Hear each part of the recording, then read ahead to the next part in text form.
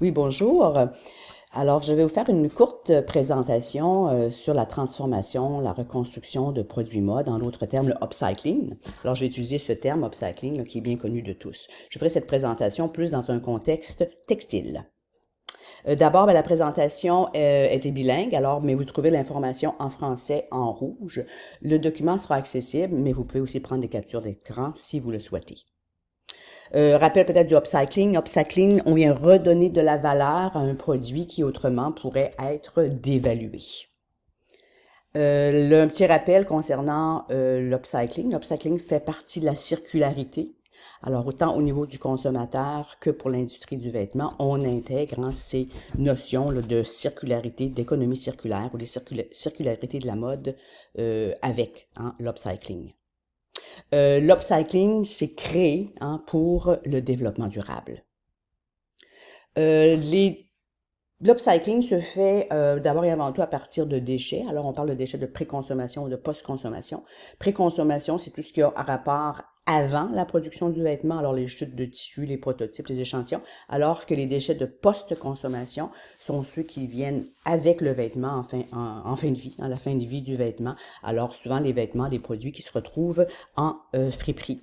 Ne pas peut-être laisser de côté non plus là, certains items, surtout pour le rapport textile, là, de la décoration intérieure, comme les rideaux, les couvre-lits, etc., qui peuvent être des pièces d'étoffe très intéressantes à travailler. Alors, it's our obligation as creatives to think about the products we create. Alors, je pense que c'est une phrase clé importante ici. Il faut toujours considérer dans notre principe là, le rapport à l'épuisement des ressources, le gaspillage, la pollution et les valeurs éthiques au niveau de la production, à tenir toujours en compte. Les étapes dans la transformation de produits. Alors, nous, ce qui nous intéresse, c'est plutôt de trouver les bons matériaux. Alors, passons maintenant là, à ce que sont les éléments à considérer au niveau des bons matériaux textiles pour travailler, pour optimiser l'upcycling.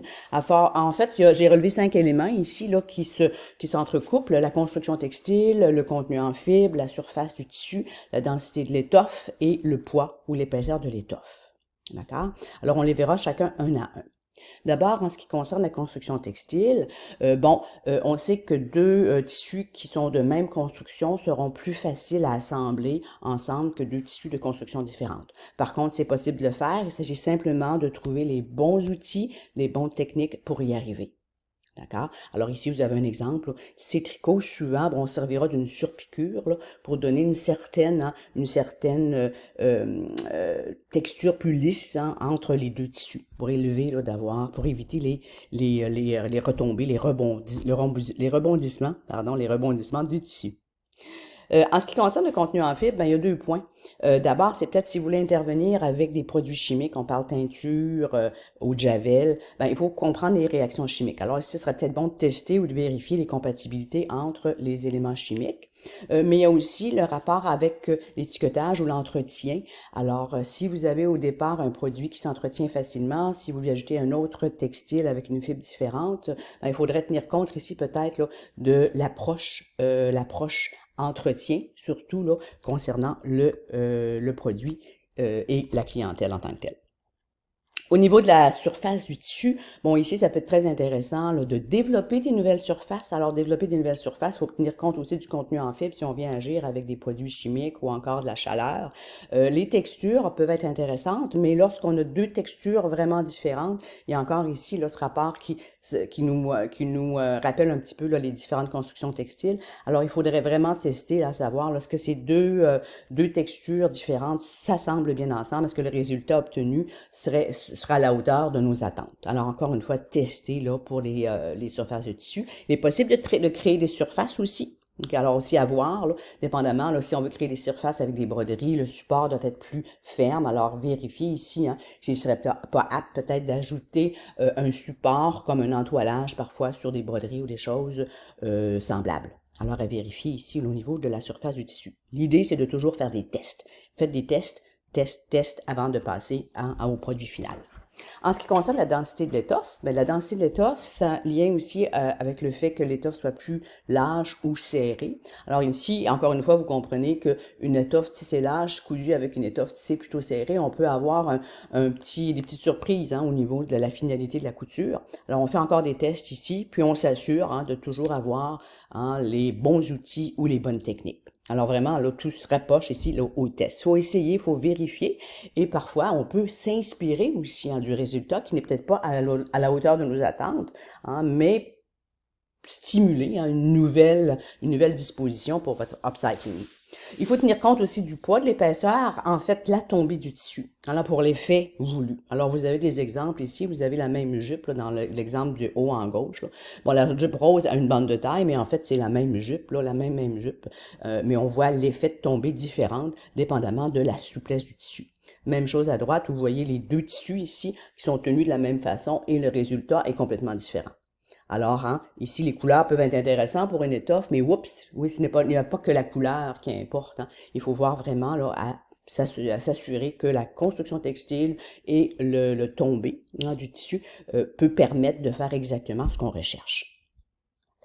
J'ai des exemples ici concernant là, ce qu'on vient de voir. Là. Ici, c'est pour les mêmes constructions textiles. Alors, vous voyez des étoffes, des vêtements qui sont cousus ici avec des étoffes de même poids ou de même construction. Là, c'est intéressant. Vous n'aurez pas peut-être à faire une robe de ce type, mais ce qui est intéressant à partir de ça, c'est de se rendre compte que tous les tissus sont différents. Mais les tissus étant de même construction et de même poids, l'ensemble fait une sorte d'uniformité au niveau du tombé. Même chose pour à droite, le petit veston que vous avez ici. Bon, il y a plusieurs tissus qui sont cousus ensemble, mais le fait d'avoir la même construction, on semble aussi avoir le même contenu en fibre. On a l'impression d'avoir un seul tissu, alors que les coutures. D'accord? Ici à gauche, c'est intéressant, ici c'est des cravates qui ont été entrelacées ensemble pour créer là, cette robe.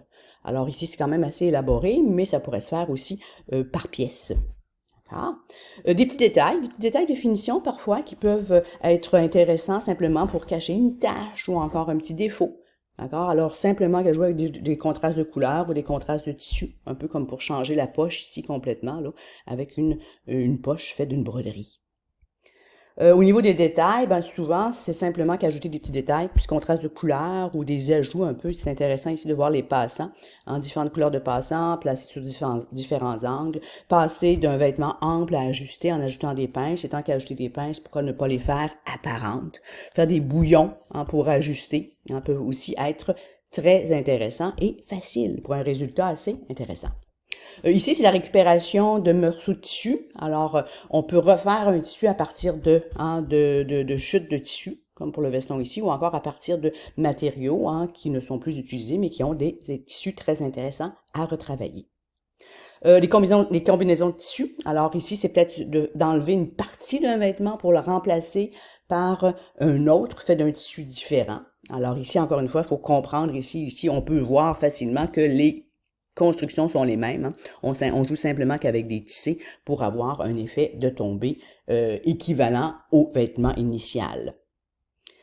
Ici, c'est en fait de jouer avec des mêmes tissus. Alors, pour le premier exemple, le petit veston fait à partir de jeans. Alors, les jeans faits de nain, on les a déchiquetés, déformés pour réussir à créer un nouveau produit. À droite, des ceintures de cuir qui ont été récupérées pour faire, comme on le voit bien, là, un pantalon et une petite veste. Encore des tests, par contre. Ici, c'est simplement pour embellir. Alors, il y a des choses très faciles à faire, des insertions avec un tissu contrastant, jouer avec des piqûres, les piqûres qui peuvent être faites à la main ou encore à la machine, jouer avec les formes. Ne pas hésiter ici à jouer avec des formes pour créer des nouveaux effets. Ici, on l'a au niveau de l'épaule, mais ça pourrait se faire un peu partout sur le vêtement, au bas du vêtement, etc. Alors, simplement, la créativité, ça stimule beaucoup la créativité, l'upcycling. Bon, ici, j'ai des exemples qui proviennent de livres que vous pouvez retrouver à la bibliothèque, au centre de documentation. Alors, en voilà un. D'autres exemples ici très intéressants où on vient ajouter, pour allonger le veston, une pièce de tissu, mais pour cacher l'effet de couture entre les deux tissus contrastants, on peut jouer avec des broderies ou encore du perlage, comme ici. Un livre que vous pouvez retrouver à la bibliothèque. Dans ce même livre, on trouve d'autres exemples d'insertion d'étoffe. Alors, vous voyez, plus à gauche, là. Celui de droite est quand même assez c'est plus complexe, hein, c'est de l'insertion de tricot ici. Mais ça pourrait toujours être intéressant, hein, si vous avez la possibilité de faire du tricot ou du crochet, d'ajouter des petits détails faits main, hein, sur votre upcycling. À gauche, c'est une insertion, hein, dans une robe, une insertion dans laquelle on vient changer le tissu, mais en le donnant aussi là, certains effets là, visuels en 3 dimensions. Livre que vous pouvez retrouver à la bibliothèque. Même chose ici, 2 livres que vous pouvez retrouver à la bibliothèque qui parlent d'impression. Alors, les impressions peuvent jouer aussi sur l'upcycling, hein, pour camoufler une tâche, pour redonner un petit côté tendance à un vêtement. Vous pouvez intervenir avec des impressions que vous pouvez faire soit avec un stencil que vous faites à la main ou encore en jouant avec différentes techniques d'impression, là, comme le tie-dye, le shibori, etc. D'autres livres, ici un livre en fait que vous trouvez à la bibliothèque, hein, celui de droite ici pour la robe, encore une fois avec les impressions. Alors on peut jouer avec les impressions pour simplement changer, hein, un vêtement qui était plutôt de type conventionnel, hein, à quelque chose de plus tendance. Les liens, hein, que vous retrouvez dans la présentation peuvent être intéressants aussi à consulter éventuellement pour des idées complémentaires.